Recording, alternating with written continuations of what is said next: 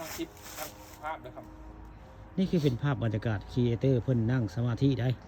อยู่บริเวณหากไม้ทางเข้าวัดบ้านบึงไฟแต่เราจะทำมื้อนี้ค่ะฟังคำผสมเอาภาพบรรยากาศครีเอเตอร์เสียงยามได้เพิ่นนั่งสมาธิอยู่หากไม้ต่อไม้ใหญ่พี่น้องอยู่บริเวณทางเข้าวัดบ้านบึงไฟแหละนี่ใกล้ๆกับตำบลนาตาลหรือบ้านนาตาลเนี่ยใกล้ๆกันได้มื้อนี้เพิ่นมาเป็นที่อันเป็นนั้น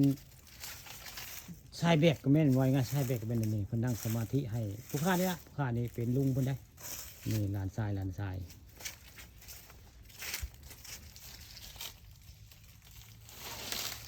เพิ่นนั่งสมาธิได้อยู่เวรหากไม้พี่น้องนี่หากไม้ทางเข้าวัดบ้านบึงไทยแหละนี่โหจักใหญ่บ่ใหญ่ผู้ไม่น้อยได้ต่อไม้อันนี้หากลาจะแท้พี่น้องผู้จักไม้หยังได้ลูกคนใหญ่แล้วนี่คือเป็นตอไม้บ้านบึงไฟเดี๋ยวนี้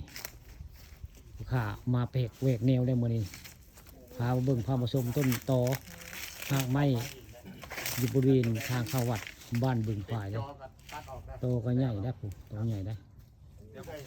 แสดงว่าต้นไม้ต้นนี้ชิ้นใหญ่จุ๊บๆครับบึงเลยนี่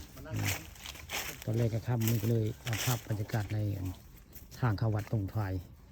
หากไม้ต่อไม้มาให้เบิ่งมาชมได้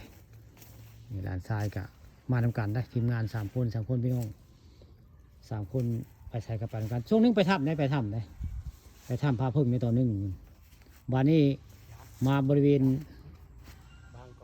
บ้านบุงควายได้ใกล้ๆกับตำบลนาตาลหรือบ้านนาตาลนี่พากันมาถ่ายเซลฟี่เรื่องต่อไม้หากไม้พี่น้องนี่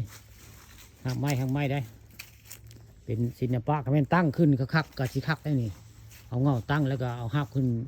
คือเจือกับสีงามแต่อันนี้คือเจ้ายังบริเต่งเนี่ยเจ้าตั้งไว้ธรรมดาได้นี่เจ้าว่าตั้งไว้ธรรมดานี่คือ